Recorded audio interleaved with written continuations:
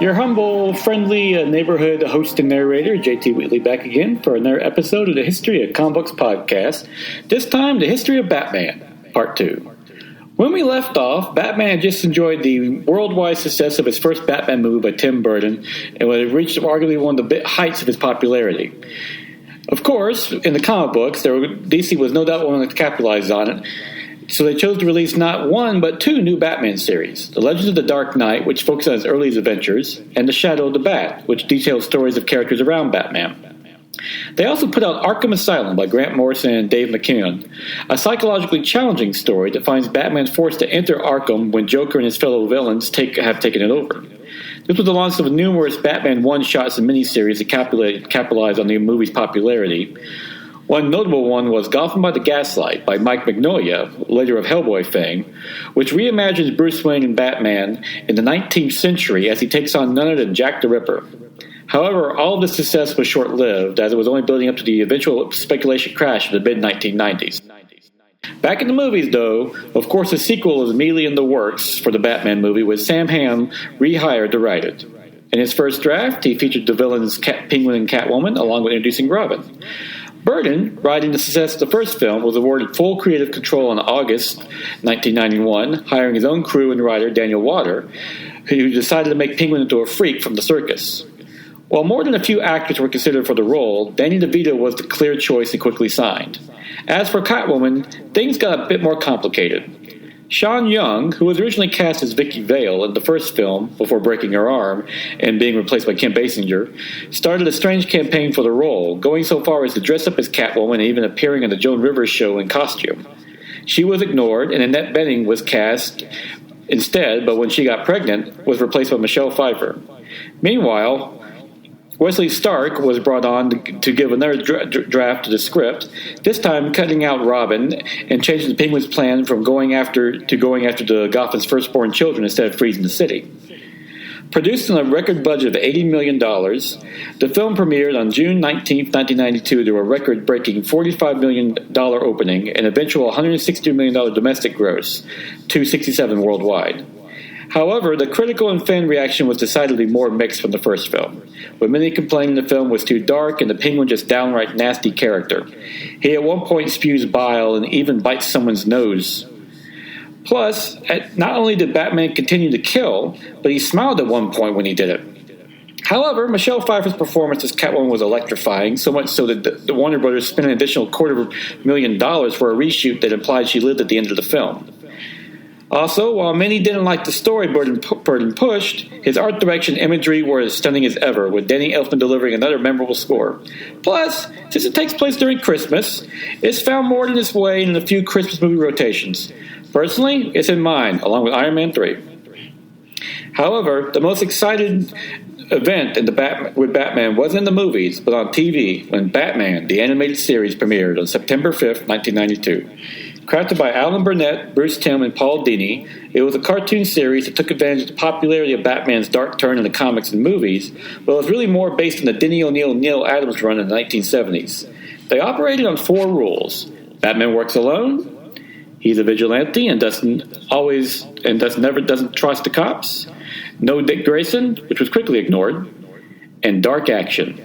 The last rule was done by artist Eric Rodansky, who made the daring move of having the series animated on black paper instead of white, thus giving it the dark, moody image. Bruce Timm's art designs, meanwhile, were simplistic and paid homage to the classic Fleischer studio animation style. Voice acting-wise, Kevin Conroy was cast to play Batman Bruce Wayne, who spoke in his normal voice as Batman, while as Bruce Wayne went to a higher pitch, making a subtle distinction that Batman was his real personality. Tim Curry was originally cast as the Joker, but when his voice came out too scary, he had trouble with the lighter moments, Mark Hamill was then hired, who provided a perfect balance of scary and funny, and became an inspired choice, despite freaking out more than a few fans, like myself, when we realized that's the same actor who played Luke Skywalker. Both actors would voice their characters for years afterwards in various cartoons and video games, with many still today calling their versions of the definitive Batman and the Joker. The praise wasn't just for them, though, as the show was universally acclaimed as capturing the essence of Batman for the dark, intelligent, mature nature, serious stories, and even a bit of the 1960s camp. It became an instant success, and its episode Robin's Reckoning won the 1993 Emmy for Best Outstanding Animated Program. Its depictions of numerous other characters were also considered spot on, from the Riddler to Mr. Freeze. Mark Waid called his origin episode, Heart of Ice, one of the 5 best Batman stories ever depicted. The Penguin still had to be deformed like in Batman Returns by studio mandate, but Denny and Tim made sure he was an upper-class gentleman over the disgusting slob depicted by Danny DeVito. In later episodes, he would also be depicted as owning a high-class joint called the Iceberg Lounge as a front for his criminal operations. It helped the producers use comic book writers like Lynn Wein, Denny O'Neil, and Jerry Conway to help write the episodes, giving an additional layer of authenticity. However, it wasn't just perfecting what was already in Batman that the animated series did so great, but they also added something new. In the episode Joker's Favor, he was depicted surprising someone by bursting out of a birthday cake. At first, the writers thought that was too strange, even for the Joker, and created a female underling to do it instead. Interestingly enough, in the episode, the Joker ends up doing that anyway because, let's be honest, nothing's too strange for the Joker. However, the idea of a female sidekick stayed, and Arlene Sorkin, a voice actress Paul Dini had known since college, was brought on for the part. According to Mark Hamill, she was just supposed to be a big character, but when Sorkin uttered the immortal line, "Mr. J," he heard it, looked to Bruce Timm and Paul Dini, and suddenly they realized there was something more here, and thus Harley Quinn was born. Instantly becoming a fan favorite and integrated into comic books, with her origin detailed in the Batman Adventures Mad Love of 1994 by Paul Dini and Bruce Timm, which won the Eisner and Harvey Award of 1994 for Best Single Issue. In it, it was revealed that she was with Harley Quinzel, a young and promising psychiatrist who thought she could cure the Joker at Arkham Asylum. However, instead of Harley making Joker more sane, he made her insane, and thus would later break him out, donning the guise of Harley Quinn. Much of her characteristics are based on Arlene Sorkin's own personality, while her introduction added another level of Joker's villainy. While some fans misinterpret it as a loving romance, Joker from the beginning is depicted as being physically, mentally, and emotionally abusive to Harley, who still loves him due to being a beat down and suffering from Stockholm Syndrome. It's a tragic element to her character and has even been explored further in the comic books and even video games, such as the excellent Injustice games, in which when Harley does free herself from the Joker's glass, she actually gets better. Well, better at least in terms of Harley. Since then, the character has been depicted in numerous other mediums, such as the live action by Mia Sara in the short-lived Birds of Prey TV series, and in the movies by Margot Robbie in Suicide Squad. It should be noted that due to the fact that Harley Quinn was created in the cartoon and not the comic, Denny and Tim didn't qualify for DC's royalty program, since that only applied to characters created in the comics. Despite that, she is so ingrained in the canon now that very few people cannot think of Joker without thinking of Harley Quinn. As for the cartoon on a whole, it would go on to produce another 110 episodes, eventually moving to WB Network, where Batgirl was introduced as the main character, along with Tim Drake taking up the Robin mantle, essentially merging him and Jason Todd, while Dick Grayson moved on as Nightwing. The series would even get a big screen movie in Masks of the Phantasm on December 25th, 1993, along with 2 direct-to-video films, and even a comic book spin-off, The Adventures of Batman and Robin. To date, it is considered by many to be the definitive take on Batman, including me personally. If I was told there was only one version of Batman I could pick for the rest of my life, this is it right here.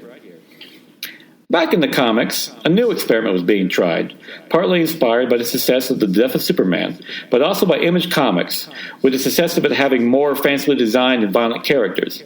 Denny O'Neil decided to try something by replacing Bruce Wayne with Jean-Paul Valley as a character whose alter ego Azrael was introduced in the Batman miniseries Sword of Azrael by Kevin Nolan and Joe Quesada back in 1992. Beginning with Batman Vengeance of Bane by Chuck Dixon and Graham Nolan, a new villain, Bane, was created with the mission to take down Batman and rule Gotham, similar to Doomsday for Superman. During the Nightfall crossover throughout the various books, Arkham Asylum is destroyed, leading to all the Batman villains being released at once. Pushed to exhaustion to capture them all, it leads Batman to battling Bane in the Batcave in Batman number 47 on June 1993, where Bane beats him and breaks his back. Unable to carry on the mantle, he passes it to Jean-Paul Valley, who designs a garish new suit and defeats Bane in Batman number 500. This was a direct response to Image Comics, as this Batman looked like he would fit right in with those new characters, and that was the point. Denny O'Neil wanted to show that while others were imitating the Image look, he was showing it was a mistake and that the classic characters should stick with what works. At least he hoped. He did state if the fans ended up liking this version of Batman, it would have been a failure. Thankfully, fans rightfully rejected Jean-Paul Valley as Batman, especially since he was more violent attitude led to a man dying. Thus, Bruce Wayne will eventually reclaim the Batman mantle, while Valley returned being Azrael. Of course, this event was part of the larger comic build-up in general that led to the speculation crash of the mid-1990s, with sales across the board sagging. It got so bad that only crossovers like Batman vs. Predator cracked the top 100 in sales, while the Spawn Batman crossover did lead to it being the top-selling book of 1994. That same year, DC decided to once again revamp their continuity with Zero Hour, and Batman went through a few changes as well. They dispensed with Catwoman being a prostitute from Batman Year One, something that most fans approved of, while making the killer of Bruce Wayne's parents a mystery, making his mission become a larger and not being about vengeance, but justice. He truly became the Caped Crusader at this point. In addition, a new element was added in that Batman was now considered a myth in the DC universe, with only a few people knowing he actually existed. Something O'Neil wanted to do back with the Crisis of Infinite Earths, but was circumvented when he was put into the Justice League revamp, thus still a public figure. That did lead to the classic scene of Batman punching out Guy Gardner, though, so all's well that ends well. Meanwhile, back in the movie front, Warner Brothers decided to go a different route after the mixed reception of Batman Returns, especially its overly dark turn, and they set out to find a new director for a more lighthearted touch. After trying out John McTiernan, who was booked, and rejecting Sam Raimi, they hired Joel Schumacher of Lost Boys and Falling Down. In July 1993, Lee and Janet Scott Batchelor met with Tim Burton, who now served as producer, who suggested they explore the duality of Batman Bruce Wayne along with his villains.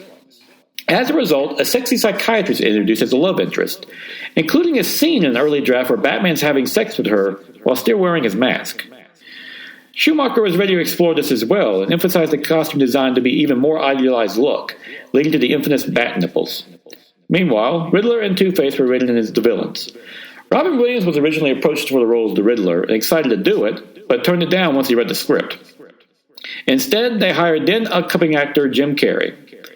Two-Face created a complication because Schumacher wanted Oscar-winning actor Tommy Lee Jones, having previously worked with him on the movie The Client, but that will require buying out Billy D. Williams, who originally played Harvey Dent in the 1989 Batman. Williams' contract was a multi-picture deal signed with the intention of playing the Two-Face in a later sequel. He wasn't the only other black actor bought out, as Marlon Wayans was originally cast as Robin, who was a streetwise kid who was supposed to be introduced in Batman Returns, in favor of Chris O'Donnell. This led to some allegations of racism against the studio that, while not intentional, did taint the production. However, the biggest casting change was Batman himself, as Michael Keaton passed after reading the script and objected to another two-villain film, since he believed that was one of the biggest problems with Returns. Burton immediately wanted Johnny Depp, of course, while the studio favored Kurt Russell or Val Kilmer, ultimately choosing Kilmer. Finally, Nicole Kidman was cast as Chase Meridian, the psychiatrist, and Bob Kane once again was hired on as a consultant, who proceeded to proclaim that Kilmer would be better than Michael Keaton. Production ended up running smoothly under Schumacher, ending weeks ahead of schedule and millions of dollars under budget, reaffirming Warner Bros.' belief in hiring him. They also used a new advertising tactic in the Batman Forever website, the first for a movie. The film opened on June 16, 1995, to a then record-breaking $52.7 million, eventually grossing $184 million domestic and $337 million worldwide, bigger than Returns. It also brought in another $1 billion in merchandise sales. However, the promotion on the internet did backfire when message boards were lit up with complaints about the movie, with many fans worrying about how close it veered to the old Adam West series, and of course, those bat nipples. Granted, the film did manage to appeal to gay audiences, something Schumacher, who is openly gay, did intend. He didn't make Batman gay, as his romance with Chase Meridian showed he was still quite straight, but understood his appeal to homosexual audiences as well and felt they deserved to be served. Despite this criticism, the financial success made Warner Bros. Believe that Schumacher was the right guy for the fourth Batman movie. Unfortunately. Batman and Robin began production with the hiring of Akiva Goldsman as the writer, who previously worked with Schumacher with Batman on Batman Forever, Time to Kill, and The Client, with Schumacher now getting full creative control. He also worked directly with Kenner, who had the license for the toys and made suggestions for production designs. Schumacher decided to reference the Adam West Batman show, most notably with the cast of Arnold Schwarzenegger as Mr. Freeze, for a $20 to $25 million upfront plus a cut of the merchandise, complete with his ice puns. Uma Thurman was cast as Poison Ivy and Alicia Silverstone as Batgirl, who was now Alfred's niece. Batman was recast once again after Kilmer had a falling out with Schumacher by George Clooney. Bob Kane, now 80 but ever the dutiful paid consultant, proclaimed Clooney to be the best Batman ever, even noting his strong chin, and a clear jab against the original criticism of Michael Keaton. With the premiere set for June 20th, 1997, and a $15 million licensing ready to go, Warner Brothers was hoping for another hit. It didn't quite turn out that way. While the film opened strong at $44 million, it was $10 million less than the opening for Forever, and the first time since the franchise began that it didn't break the box office opening record. It eventually grossed $107 million domestic and $238 worldwide, making it the weakest showing of the franchise to date. Even worse, the merchandise only grossed $125 million, making for a bomb as for the movie on all fronts. The film was reviled by critics and fans alike, and remains on the list of one of the worst comic book movies of all time. The problem was the film tried to ape the Adam West show, but also filled with violent and sexual imagery, from a man being tortured with drugs to Poison Ivy's very adult and sexual puns, that it didn't appeal to adults or kids. Even Schumacher has conceded as much, as during his recorded commentary for the film when the DVD collection was released years later, he just flat out apologizes. Nevertheless, plans for Batman 5 were put into place, with the working title of Batman Triumphant. Mark Podolsek was contracted for the screenplay, which would feature Scarecrow and Harley Quinn, now Joker's daughter, as the villains. However, Schumacher's involvement was reviled, and he eventually left the project in 1999. Once Clooney stated he wouldn't be coming back as well, that was the official end of this Batman movie series, which began setting box office records and showing that Batman could be taken seriously by adults, but ended up becoming one of the biggest jokes in Hollywood. Sadly, Warner Brothers also lost its chief consultant on the films and Batman's co-creator when Bob Kane passed away on November 3rd, 1998 in Los Angeles, California, survived by his second wife, Elizabeth Sanders, and his daughter from his first marriage, Deborah. While controversial in his treatment of his colleague Bill Finger, something he himself has later regretted, he was nevertheless a significant creator in the industry, helping make one of the greatest characters in all of fiction. Before his death, he would be inducted into the Jack Kirby Hall of Fame in 1994 and the Will Eisner Hall of Fame in 1996, along with a posthumous star on the Hollywood Walk of Fame on October 21st, 2015. Of course, on DC's 50th anniversary in 1985, he will be named one of the 50 who made DC great. Did he deserve all the credit for Batman as he claimed throughout much of his life? No. But he definitely deserves some, and for us Batman fans, we'll be forever grateful to him. Warner Brothers decided to start fresh with multiple ideas, from a live-action adaptation of the Batman Beyond series to Batman Year One by Darren Aronofsky and Frank Miller, the latter which was sunk when the script was leaked in 2001, revealing that Bruce Wayne was no longer a wealthy playboy, leaving a scathing fan reaction. Another film, Batman v Superman, was proposed with Wolfgang Peterson as a director and Andrew Kevin Walker of Seven fame as the writer. Telling a story that pits the two heroes against each other after the Joker kills Batman's girlfriend, it also went to development hell and never surfaced. Back on the comics front, a quarterly Batman comic, Batman Chronicles, was launched in 1995 and lasted to 2001, resulting in a period in which DC was delivering a new Batman comic every week. On top of the various miniseries and one-shots, this is Batman Black and White of 1996, which features various Batman stories told in black and white art, and the epic Batman The Long Halloween by Jeff Loeb and Tim Sale in 1996-1997. Taking place over 13 issues, with each issue corresponding with a popular holiday for each month, it finds Batman, Commissioner Gordon, and Harvey Dent trying to take down the Falcone crime family while also dealing with a serial killer named Holiday, who, you guessed it, only kills on holidays. Serving as a Year 2 storyline, it ultimately ended with a reinvention of the Two-Face's origin. It will be a chief inspiration for the upcoming Dark Knight trilogy of the next decade.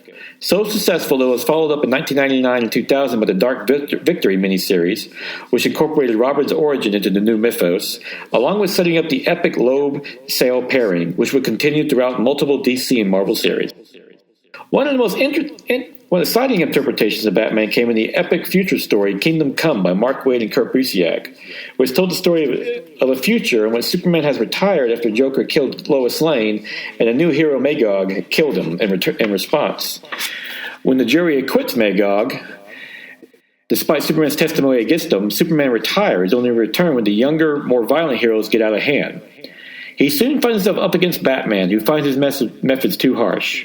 By the end of the story, they have mended their fences, with Superman fathering a child with Wonder Woman and Batman being named the child's grandfather. Another exciting interpretation came with the relaunched Justice League of America, now called JLA, by Grant Morrison and Howard Porter in January of 1997, which found the original lineup of Superman, Batman, Wonder Woman, Flash, Green Lantern, Martian Manhunter, and Aquaman. Despite being the one human on the team, Morrison quickly established that Batman is a brilliant tactician who could outthink nearly every enemy the team came up against. In the opening story in which the JLA took on an invasion of white Martians, every member is captured except Batman, who then managed to infiltrate the base and dispatch the Martians with ease. When one Martian exclaims, "How can he do this? He's just a man," Superman manages to counter, "Yes, the most dangerous man in the world." When the Man of Steel says that, you listen. While many have complained even to this day that Batman feels out of place in the Justice League, this series proved otherwise. However, it would take a dark turn and prove how right Superman was in his previous statement in the Tower of Babel storyline in July and October of 2000. JLA number 43 to 46 by Mark Waid and Howard Porter, in which it's revealed that Batman has developed contingency plans for every member of the Justice League to take them down if they ever turned evil.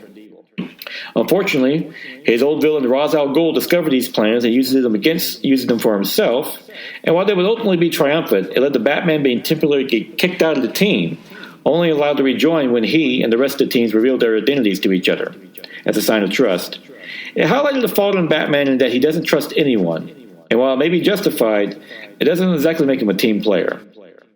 Back in the regular Batman comic books, Batman was established as the head of a larger Bat family, which included Robin, Nightwing, the new Batgirl, Cassandra Cain, and so forth. He would need all the help he can get as a new plot was forming, beginning with Batman Contagion in March of 1996, in which Gotham City is infected by a deadly plague, followed up by Batman Cataclysm in January of 1998, in which the city is devastated by an earthquake.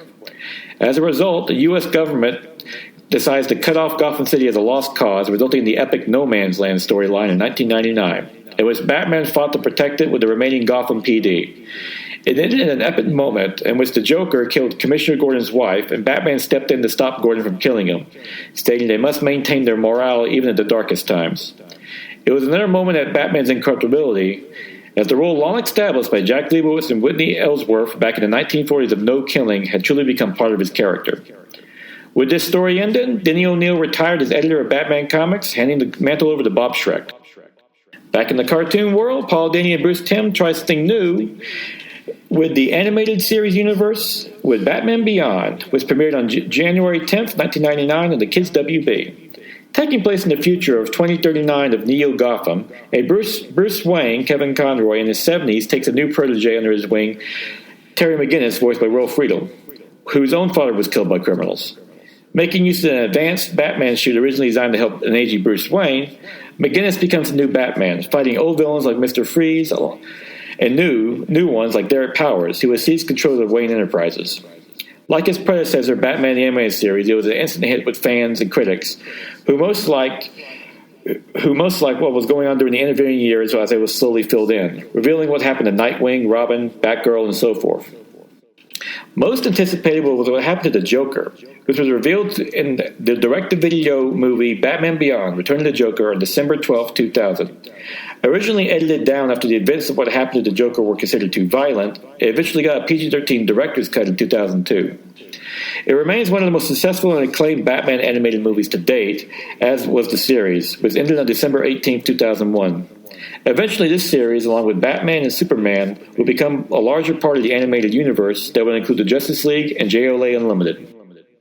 In the comics, Frank Miller decided to try a sequel to his classic The Dark Knight Returns in December 2001, after DC offered him $1 million up front with The Dark Knight Strikes Back.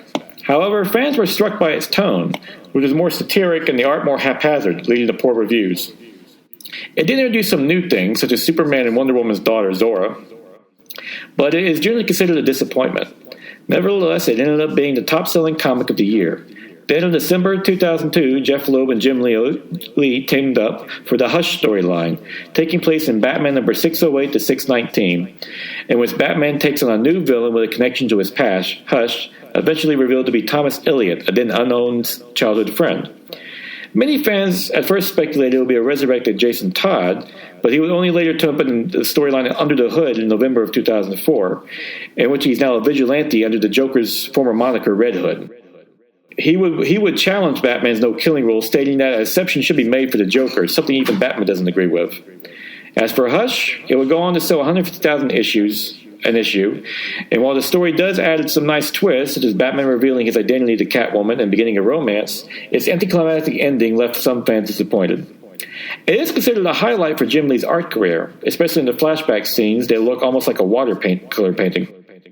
Another exciting entry in the comics also came with Gotham Central in December of 2002, written by Ed Brubaker and Greg Rucka, with the art by Michael Lark, which followed the regular cops of Gotham PD as they dealt with both the villains and Batman, who were shown as a mythic figure in the series. While highly acclaimed, it only lasted for 40 issues, ending on April 2006 due to its high concept and mature nature. Meanwhile, Batman fandom really took hold when Sandy Collier premiered his Batman short Batman Dead End on July 19, 2003, which featured the Dark Knight fighting the Alien and the Predator. Made for $30,000 to showcase his talents to studios, it has been universally praised by fans and professionals alike. Both Kevin Smith and Alex Ross called it one of the best Batman films ever made, and remains a standard for fan films. Check it out on YouTube, it is pretty darn good. In the comics, another significant one came along with Planetary Batman Night on Earth in 2003 by Warren Ellis and John Cassaday, which finds the dimension-hopping heroes of Planetary dealing with every version of Batman, from the Adam West to Tim Burton's. However, it was a speech to murderer John Black that stands out, as he explains why he does what he does in trying to ensure that no one loses their parents or loved ones like he did. It's the moments that got to the essence of Batman. It's a brilliant story in the classic series. Back at the movies, Warner Brothers finally decided to reboot the series, this time with writer David Goyer and director Christopher Nolan, who was signed in 2003. However, instead of a fanciful series like Burton and Schumacher, they were going to craft a realistic, from-the-ground-up Batman, finally detailing his origin story on the big screen. Using The Man Who Falls, Daughter of the Demon, and Batman Year One as their sources, they set out to make a new standard in Batman movies, including even designing a new Batmobile, the Tumbler. Christian Bale was signed as Batman, who was originally considered too skinny due to his previous work in The Machinist, but quickly bulked up. If not a bit too much at one time. At one point, the crew jokingly called him Fat Man. Most significantly, the film had to deal with the internet before it even premiered, something every film has to do nowadays, as the script was leaked and the footage from Chicago, where it was filmed, got online. Thankfully, the fans liked both, encouraging the studio, and when the film premiered on June 15, 2004, Batman Begins opened at $73 million in positive reviews. The two consistent negatives were an anticlimactic ending and Katie Holmes as Rachel Dawes, a childhood crush who is now district attorney, and who the viewers just didn't find compelling.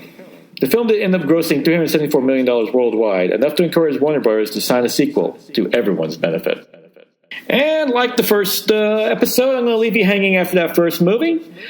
Like I said, it's getting around the half hour again. I like to keep those episodes around that length. And like I said, because who wants to listen to me talk this much? Thank you again for this part 2 of A History of Batman. And join me again. Well, I'm pretty sure we'll probably finish up with part 3. And once again, thanks for joining A History of Comics podcast.